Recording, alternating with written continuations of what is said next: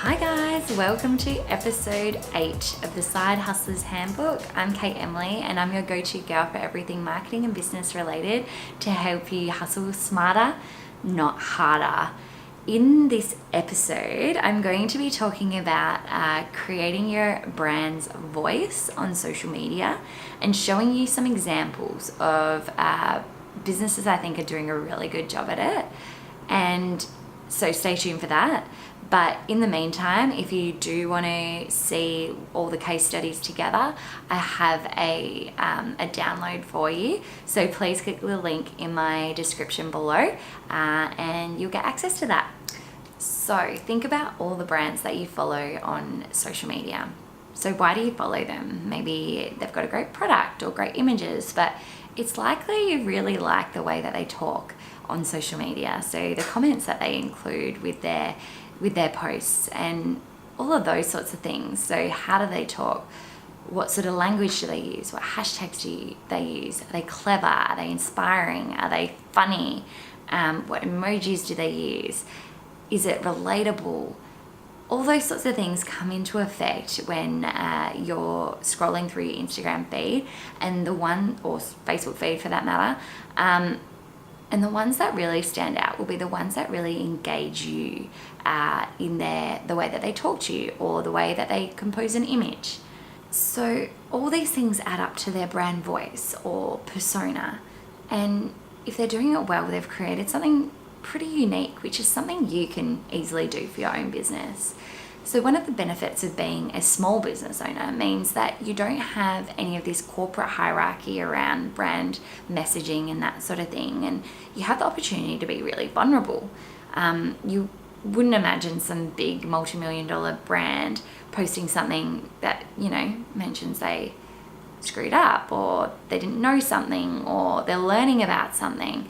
They're always really crystal clear images with, great brand messaging that is really obvious and that sort of thing, but they don't really connect with the user. But because you're small, you can. So like I said before, in this episode, I'm going to take you through some brands that I reckon are absolutely killing it in social media. And hopefully these will give you some ideas of how you can create a brand persona for your business. And hopefully it'll give you some inspiration and build the confidence that you need to get started. So I've also created a download, so please click the link in the description below and you can download that for free, which basically shows all of these case studies as well as some others with my points around why I think this persona works really well. So why is brand voice really important? So if you think about it, having a conversation with someone that's really straight down the line and very linear and obvious and, only gives you comments about what they're trying to sell, you're going to be like, oh, I don't want to listen to these guys. But if they're starting to build a relationship with you and, tell you things that you didn't know or talk about things that you find really interesting or inspiring or funny or those sorts of things, you're going to listen a lot more clearer and start to feel like they're almost like a friend. If you can become a friend to your audience, you're winning. So it's about creating that breakdown of barriers and being on the same level as your consumers because you want them to feel like they can talk to you about anything. So here are some brands I think are absolutely killing it in social media. Their brand voice is really strong and clear, and hopefully they'll give you some inspiration as to what you could be doing in your business. So if you're from Australia, you probably know these guys, Frank Body, and I mean globally you probably know them too, but they are an Aussie brand and they've done some really awesome stuff with the way that they communicate their message to their audience. They're super cheeky, a little bit naughty, and just really fun. A little bit of swearing, that sort of thing. Your brand personality doesn't just come out in your text, but comes out in the types of images that you put out there. Like this one, I love this. This is hilarious. Their comment on this is a great one. Let me get into it. Just testing the Instagram police. which I think is hilarious because obviously it could potentially be a porn image, but it's not. It's quite funny. Anyway, definitely worth checking these guys out. I love the comments that they have. They also generate a lot of user-generated content, which is fantastic. So a user has posted that and then they've reused it, which is amazing. If your users are creating content around your product, you can't really be asking for much more than that. I definitely check these guys out and add them to your list. So the next one I've got is Zoe Foster Blake. So while this is her personal account, she is a business owner. She has books. She has a brand, a skincare brand, and she also is a speaker. So she's a business. This is her business account, even though it looks like it's her personal account. So while she does show gorgeous videos and photos of her family, her beautiful family, Sunny is just like the funniest kid ever. She intermixes these sorts of ones, which is her new book, The Breakup Boss. So, which is a really interesting way to use your personal account as a business account. She still keeps it really fun. She's a very, very quirky personality and very witty. She's hilarious.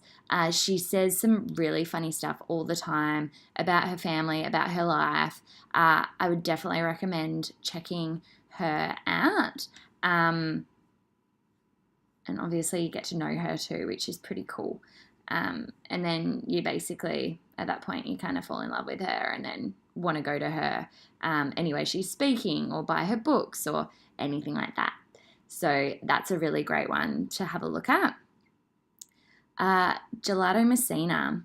So this is an Australian ice cream company, and forgive me because you're going to see some images of ice cream that is amazing. It's my favorite ice cream. But what they do is something they do in their stores as well, is that they create, I mean, baklava is not a unique name, but Molto Bueno, yeah, sure, orange mocha frappuccino, like cheesecake and chill. Like, they do create some quirky little names for their ice cream flavors, and they do create new flavors every week, but it's in the way that they describe it, you know? So peanut cheesecake gelato with caramel and chocolate biscuit. Just as a side note, that's like my dream. The married couples equivalent. So just really quirky, funny stuff. Why don't you crumb over Valerie? Like, it's a really great personality they've developed through their social media. It's not just an ice cream company. It makes it just, it's just hilarious. So creating that personality is really key to their brand messaging. One other thing, just as a side note, is I love that these guys haven't just shared their Instagram photos to Twitter. They've actually gone in and posted them. This is really important. If you've ever seen on Twitter where someone's posted an Instagram photo, it just literally has a little bit of type and then you have to click into it to actually open the image. It's not got any sort of cut through and it's not going to capture your audience. So make sure you do use your actual images in Twitter. Don't just share. It's a lazy thing to do and it seems easy, but it's not going to benefit you in any way. So yeah, love that one.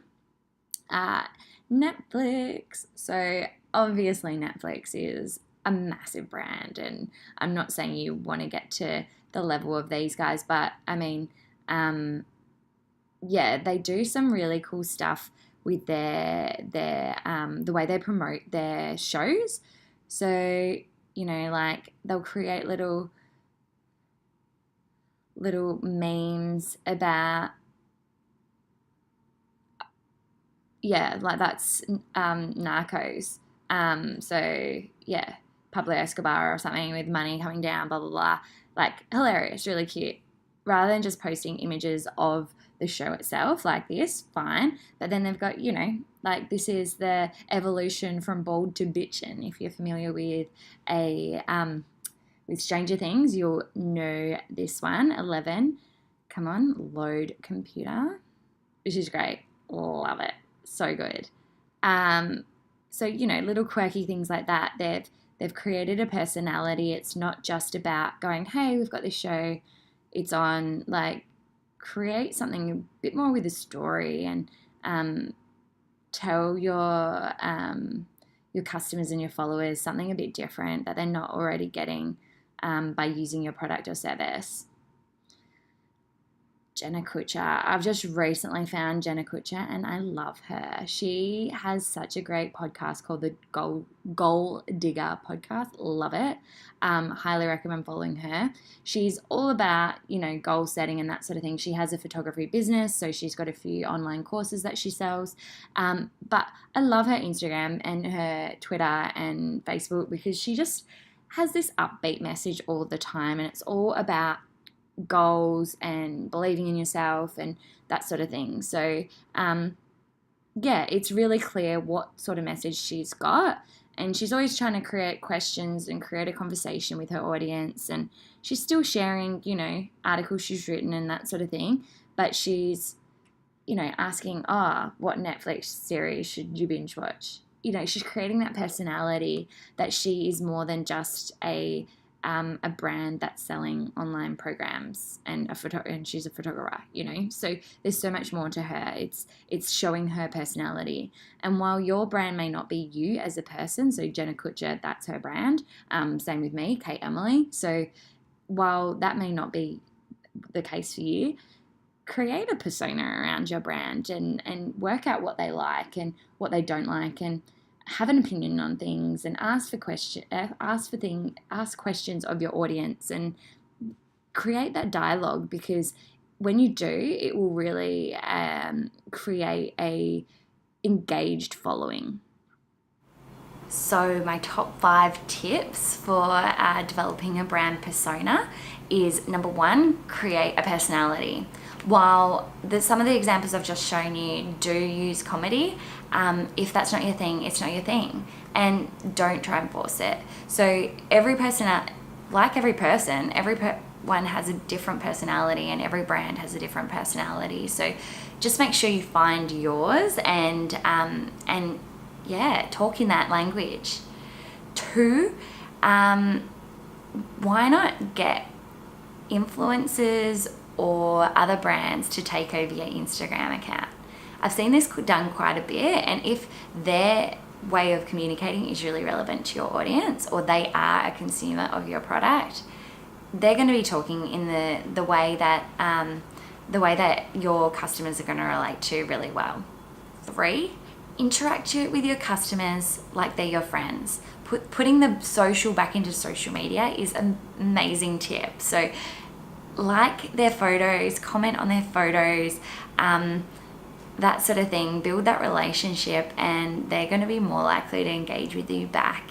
Tip 4, regram your customers' photos. So depending on the quality of your Instagram and the quality of your customers' photos, you may choose to just post these in your story, which is still really great.